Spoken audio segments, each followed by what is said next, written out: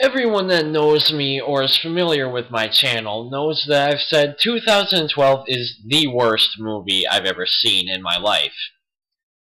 I'm gonna miss saying that, because I just saw this sucker.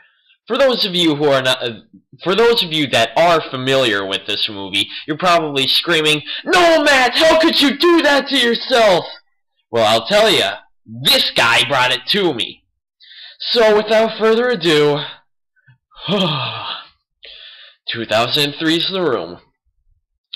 For those of you that haven't heard of this movie, it's probably because it was an independent film released in '03 with a very limited release. And believe me, you're not missing much. Starring, written, produced, and directed by the now infamous Tommy Wiseau, just about everyone has talked to death about what is wrong with this movie.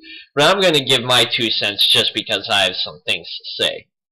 Wiseau plays a guy named Johnny who's engaged to a girl named Lisa, played by Juliette Danielle. She seems to be happy because Johnny's career, which is never fully identified, although I think he's a banker, is bringing in a lot of cash. They have a nice apartment, and they're boinking practically every night. But Lisa decides that she wants more happiness than what Johnny can give her, so she seeks refuge in his best friend's pants. And that's pretty much it. It's like, I don't love Johnny, blah blah blah, sex scene, blah blah blah, sex scene. As I said earlier, Wiseau is writer, director, producer, and star. And he doesn't do a single one of those things right! It's awe-inspiring. His direction and producing is bad because some scenes are just so stiff or go nowhere. His writing is lame because there are hideously huge plot holes. And his acting, my God, is he bad. And it's amazing, because I've never seen anyone be so consistently bad throughout a whole movie. Maybe they're bad in a scene here or there, but no, this guy is bad through the whole thing. I've read that he is of American descent, but part of me doesn't want to believe that, because he sounds like a bionic Jean-Claude frickin' Damme. But hey, don't take my word for it, just take a listen. I cannot tell you, it's confidential. Oh, come on, why not? No, I can't. Anyway, how is your sex life? I did not hit her. It's not true. It's bullshit. I did not hit her. I did not. Oh, hi, Mark. Don't touch me, motherfucker. Everybody betrayed me. I fed up with this world. You are tearing me apart, Lisa! I do feel bad for Johnny at times, though, because Lisa is just a whore. No ifs, ands, or buts about it, but her motivations are really confused. At the beginning of the film, she makes it sound like she's bored of Johnny. Okay, that's fine, call off the wedding. But when she starts screwing Mark, his best friend, it's like, okay, so obviously she wants someone with more sexual prowess. Call off the wedding. But it's never apparent which one she wants. All the while she's gloating like she's got it so made, but then she bitches and lies about Johnny being worthless. If you want to be with Mark and screw him for all eternity, that's fine, but make up your damn mind. How long are you going to wait until you tell Johnny that you're banging his best friend and you don't want to be married to him, you friggin' slut? Mark is played by Greg Sestero. And to be fair, he seems like an okay actor, but he's just written so bad.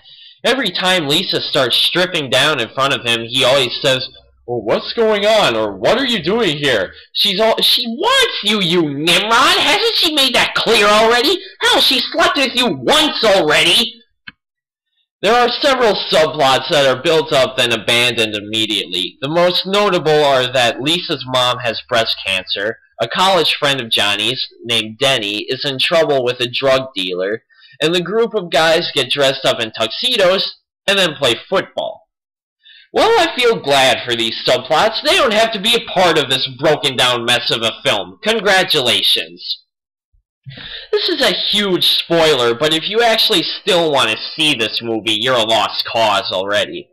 At the end of the film, it all comes out that Mark and Lisa are doing the old in-out, real horror show, and Johnny snaps. This is really funny to watch, because Wiseau is such a bad actor. But then he gives in and blows his brains out. What could be a really depressing scene is ruined when Mark and Lisa run in and Mark immediately says, "Johnny, wake up!" Wake up? And Lisa asks, "Is he dead?" Is he dead? His brains are all over the frickin' floor! And of course Lisa starts crying like all of a sudden she cares.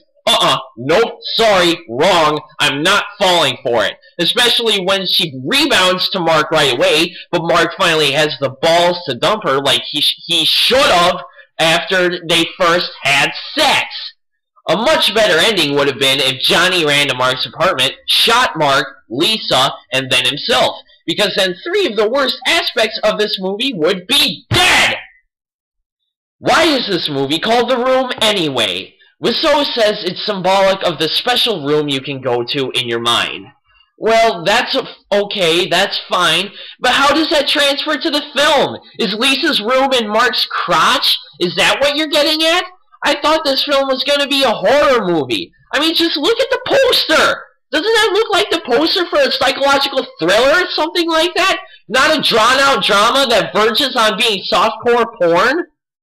This movie is just depressing, and I mean that for 2 reasons. It's depressing that someone could actually sit through this whole rape fest of a movie, and it's also depressing at how mean it is. Just how tricky Lisa is to Johnny. Everyone says that this film is the Citizen Kane of bad movies. I haven't seen Citizen Kane yet, but yes, I agree. What I don't agree with is all the people saying that this movie is so bad, it's good.